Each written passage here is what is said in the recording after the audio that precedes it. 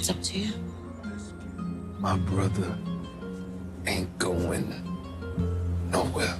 As much as I would like to talk to you about the continuous happenings of the drug families that we have grown to know and love in Southside Jamaica, Queens, and New York, the reality is that all I can really concentrate on is the bull in the china shop. That is Unique's older brother, Ronnie Mathis. Please allow me to attempt to rapidly take care of those things out of respect for everyone else. Let's see. Jukebox is a member of a girl group that is similar to TLC in the NYC area, and one of the girls has rhythm for jukebox but not for dance. Look what I did there. Do you see? You do. I'm positive. Loud with his partnership with Club Vu to market the dive bar and transform it into a venue for hip-hop open mics. Lou is well on his way to becoming a major participant in the New York City hip-hop scene. Yeah, that open mic performance by Famous was amazing. Doing about 50, I'll be meeting you later. Cause so dope, you thought I used a crossfader. Had me repeatedly asking my children, where you at on New Year's Eve? Marvin's progress never ceases to amaze me. It was interesting to observe that he and a music writer for the Village Voice, with whom he serves as an accountability partner for anger management, were out for breakfast and having a conversation about life. Through their shared experiences, two men from diverse backgrounds are able to come together. A buddy heist film is being born. It's also cute enough to distract you from the fact that Marvin killed a man at a church christening a few episodes ago. Marvin must have many personalities. Furthermore, I'm fairly certain that's not how multitudes operate. Speaking of multitudes, or not at all, Famous got knocked. Where the fuck is Famous at?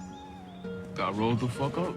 Which is New York slang for being hauled up by the police, which has caused a gap between Kanan and Famous because Kanan believes Famous is a constant screw-up. This has caused another hiccup in Kanan's business venture. How far will Famous get in life, I wonder? Not in the formal sense, but literally. Once more, my thoughts constantly stray to the future when we see Kanan and Jukebox returning to New York in a botched attempt to end James' ghost St. Patrick's life. You can't help but wonder what's going on with all of these folks that we meet in Raising Kanan throughout the time period that existed during Power. Is Famous still living? No longer alive? In a prison? Has he been successful as a rapper in the past? Lou seems to have some ideas for Famous after seeing him perform live. The issue with well-executed spin-offs is that you become engrossed in the lives of all the characters. Now let's get to the fun stuff. Thus, voila. Because it was Christmas and I didn't want to discuss death on Jesus' purported birthday, I skipped over the summary of the last episode, in which Ronnie kills Dean while Dean's deaf grandmother watches television in the adjacent room. At the moment, Dean was changing the batteries on his grandmother's assistive listening device. If anything, Ronnie is a tactical person. What made Ronnie murder Dean? Since Dean challenged Ronnie to a death match after Ronnie threatened him, Dean informed Ronnie that he didn't want to work with him. Alright, family, Ronnie prevailed. Once word spreads that Dean is dead, Unique recognizes that Ronnie is a man with the audacity to pull it off. When Unique informs Raquel that Ronnie is a bull in a china shop, Rag responds, someone has to pay for all that broke in China. They were briefly dated but are now permanent. Deep,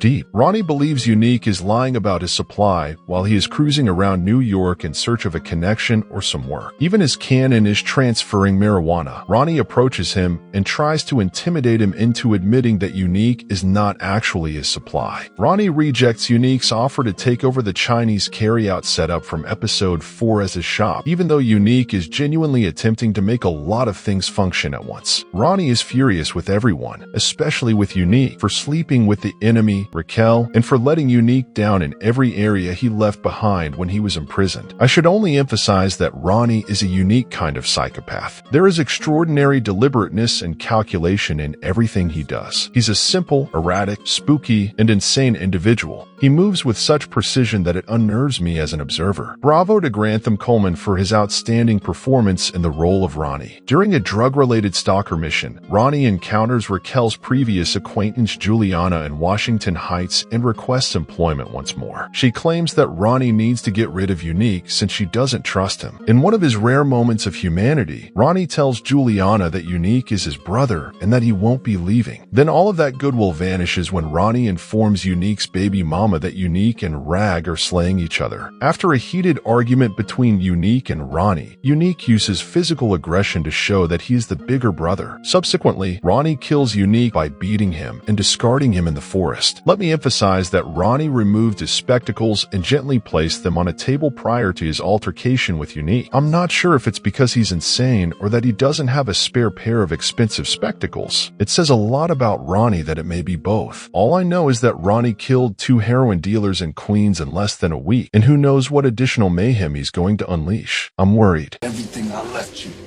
long as you think you looking pretty doing it.